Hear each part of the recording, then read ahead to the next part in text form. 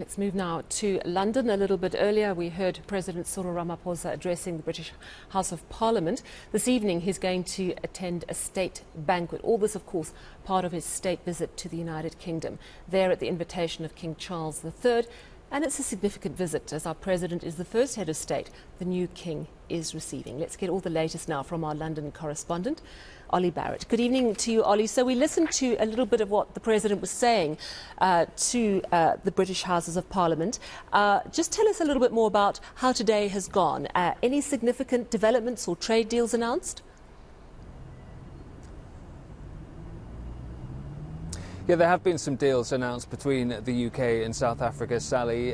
Turbocharging the two countries' economy is how it's being described by the UK Prime Minister Rishi Sunak, particularly around deals that relate to infrastructure and energy, hydrogen power, that type of thing. We'll get more on that actually tomorrow when the President takes part in a meeting of the UK-South Africa Business Forum, which will be attended by government ministers. We'll also see President Ramaphosa holding direct talks with Rishi Sunak at Downing Street, and trade will be high on the agenda. You mentioned that speech to the joint sitting, really, of the Houses of Parliament. UK lawmakers from the House of Commons and also the House of Lords were there, and President Ramaphosa wanting to talk about the complexity but also the opportunities in the UK-South Africa relationship, which he described as very strong, but potentially with the ability to get even stronger going into the future. He talked a lot about climate change and his view that richer developed countries should do more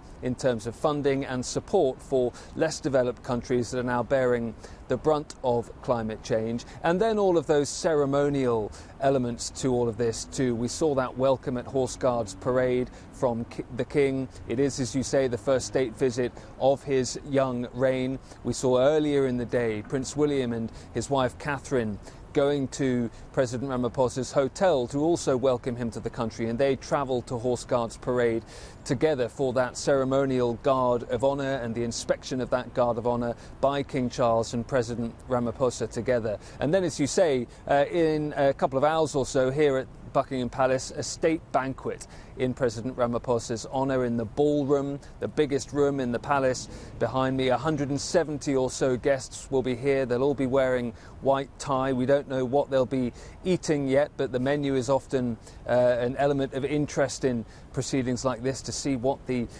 palace is laying on for all of the guests that will be here. The Prime Minister will be here this evening, as well as some other senior cabinet ministers, again, dignitaries, officials, people who have particular interests and relations to the UK-South Africa relationship. So there's been a lot going on, and there's lots more to come tomorrow yet still after this state banquet here this evening, which, as I say, is really one of the centrepiece events of the whole schedule. Yeah, and it really is quite a glittering affair. And, you know, the President of South Africa making the point that there's really friendly relations between the United Kingdom and South Africa, that the United Kingdom is our biggest foreign investor. So it's a really important country for South Africa. Do you think that there's anything politically that can get in the way? And the President somewhat alluded to it, saying, you know, we've got much more in common than things that divide us. But do you expect, for example, the stance on Ukraine to be problematic in any way?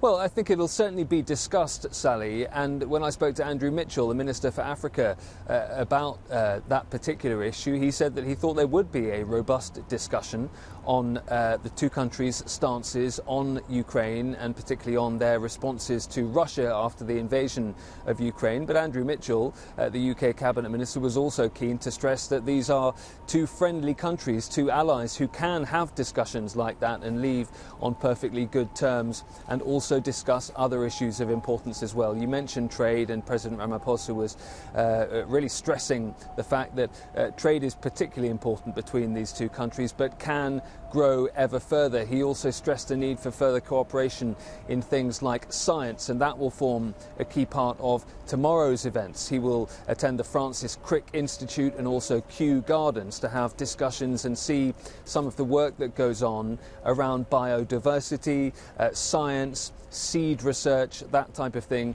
between the UK and South Africa. So at every step really throughout this trip, while there are issues that sometimes the two countries have different views on, don't necessarily see exactly eye to eye on, we're also seeing both countries, both governments and the leaders of these two countries stressing the areas on which they cooperate and also pointing to further opportunities to deepen that cooperation in the future.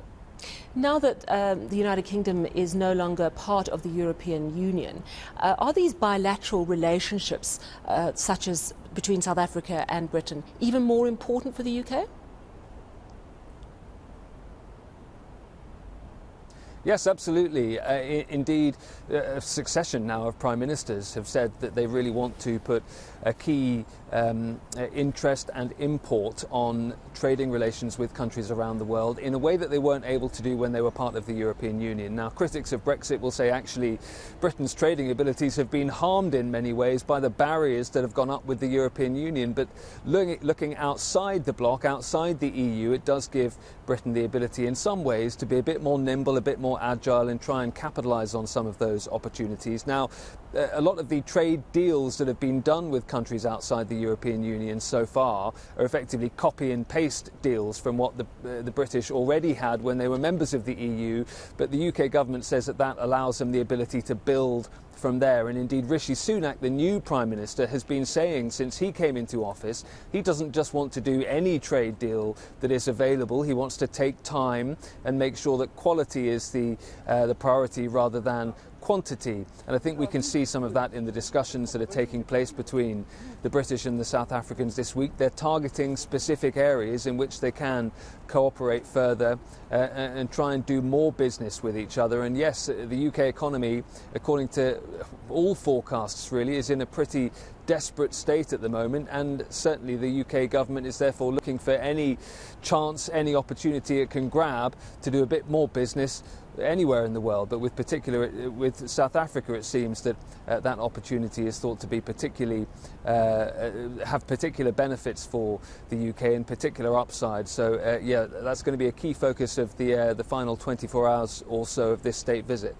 Thank you so much for chatting to us this evening. That's our London correspondent, Olly Barratt.